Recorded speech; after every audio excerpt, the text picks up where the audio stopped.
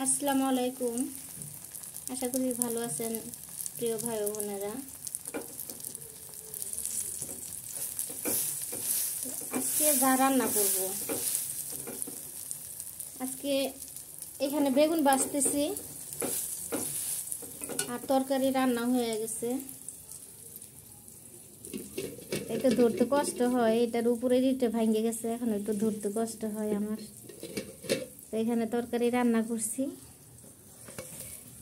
এটা হলো সুরমা মাছ দিয়ে সিম, টমেটো, বেগুন দিয়ে পাক করছি।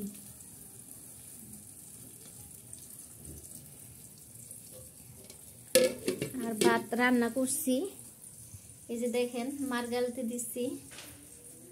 তো নিচে দেখেন কিছু নাই, কিন্তু ওইটা আমি মারগাল্লা শেষ হয়ে গেছে, ওইটা উঠাইয়া নিয়ে আসছি। পাতিলে এখনো নামাই নাই, ওইভাবে রেখে দিচ্ছি।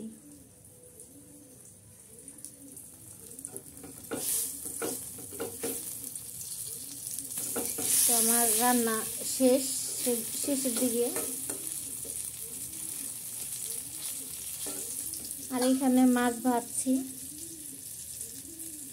সুরমা মাছ অর্ধেক দিচ্ছি তরকারিতে আর অর্ধেক এখানে রাইখা দিচ্ছি বাবার জন্য। বাবা ভাজা মাছ খাইতে পছন্দ করে। আর এই যে দেখেন একটা নতুন শাক, আমার কাছে নতুন। আমি মনে করি এই জিনিসটা তো অনেকে খায় না, এই তো নতুনই। তা আজকে নিলাম এটা করলা শাক। করলা গাছের যে পাতাটা হয়, এটা কিন্তু অনেকে খায় না। তো ছোটোবেলা দেখছি আমার আম্মুরে খাইতে, আমার আম্মু এটা ভাজতো, ভালোই লাগতো। তো অতটা মনে নাই। তো আজকে আমি ভাজবো, বেগুন ভাজিটা হয়ে গেলে আমি এটা দিব, আসলে দেখবো যে কতটা ভালো লাগে। তো এটা অনেকে বলে যে এটা নাকি অনেক উপকার, খাইলে যাদের পেটে কিরমিরি হয় তাদের জন্য ভালো। মানে কিরমি তো সবার পেটেই হয়, কম আর বেশি। তবে যাদের কিরমি থাকে পেটে তাদের জন্য এটা খাওয়া অনেক উপকার। এই করলা শাক ভাজিটা মুরব্বির কথা, তো আমি সঠিকভাবে জানি না, মুরব্বিরা বলতো। তো এখন এটা আমি কড়াইতে দিব।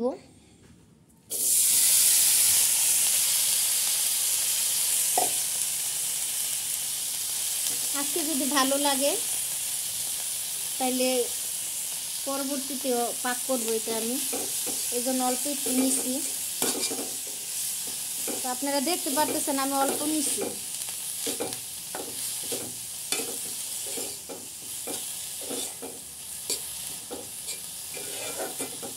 তেল দিতে হয় না, এই তেল যেটা ছিল বেগুনের তেলটা ওটাতেই হবে, কারণ অল্প একটু দেখেন চিমাই গেছে এক দণ্ডে, আরও কমবো এটা। তো প্রিয় ভাই বোনেরা, আপনারা কে কে এটা খাইছেন কমেন্টে বলবেন, আর না খাইয়া থাকলেও কমেন্টে বলবেন। আমিও আজকে খাবো, খাওয়ার পর আপনাদের সাথে পরবর্তীকালে আমি আপনাদেরকে জানাবো যে আসলে এটা কীরকম হয়েছে, বা খাওয়ার সময় আপনাদের সাথে আমি শেয়ার করব যে করলা শাক ভাজি কীরকম লাগলো। দেখেন কত সুন্দর, সহজেই একদমই হয়ে গেছে। তা গাছটার উপরে একটু অভিমান ছিল, গাছটা অনেক দিন হয়ে গেছে লাগাইছি, কিন্তু করলা হইতেছে না। এর পরে লাগাইছি ওই গাছে করলা আসছে, কিন্তু এটার মধ্যে হইতেছে না। এজন্য এটা আজকে পাইরা নিছি, যে এত কষ্ট করে লাগাইছি এখন উঠায় ফালাই দিলাম। যাই হোক, ছোটবেলা তো শাক খাইছি, দেখি আজকেও খাই, এই আর কি।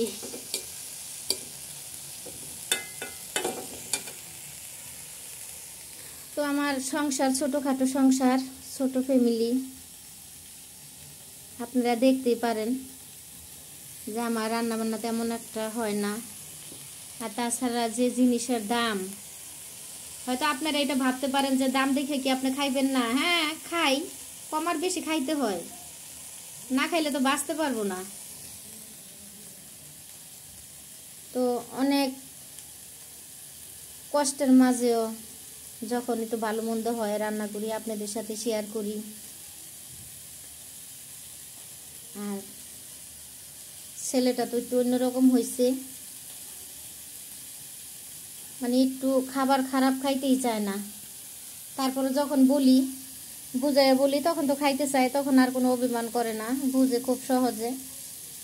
ওর বাবা আমার কষ্ট বোঝে না, কিন্তু ও আমার কষ্টটা বুঝতে পারে। তো বাবা গোসলে গেছে, গোসল থেকে আসলে বাবারে খাইতে দিব। এই তো বাবা আইসা পড়ছে, গোসল করছো বাবা? আমার বাবার শ্বাসকষ্ট, শীতের দিনে অনেক কষ্ট হয়। আপনারা বাবার জন্য দোয়া করবেন, আমার তাহামিদের জন্য। তাহামিদ যেন সুস্থ হয়ে যায় খুব তাড়াতাড়ি। ওর গলায় টনসিল, তারপরে আবার নাকে পলিপাস, গ্যাস দিতে হয়। গ্যাস না দিলেও ভালো থাকে না। তো এই দেখেন, বেশি শীত পড়েও নেই তেমন একটা, ওর অনেক কষ্ট হয়ে গেছে। এখনো পর্যন্ত আমি গ্যাস দেই নেই। তো আল্লাহ যেন না দেওয়ায়। আপনারা দোয়া করবেন আমার ছেলের জন্য, আমার ছেলে যেন ভালো থাকে। অনেক কষ্টের সন্তান আমার। আর জানি সব বাবা মার কাছে তার সন্তান কষ্টেরই থাকে, আদরের থাকে, ভালোবাসার থাকে। তো এমন আমার ক্ষেত্রে ওই রকমই। তো অনেক কিছু বললাম আপনাদের সাথে, আর কি বলবো। আপনারা সবাই ভালো থাকবেন, সুস্থ থাকবেন, এই কামনাই করি আমি।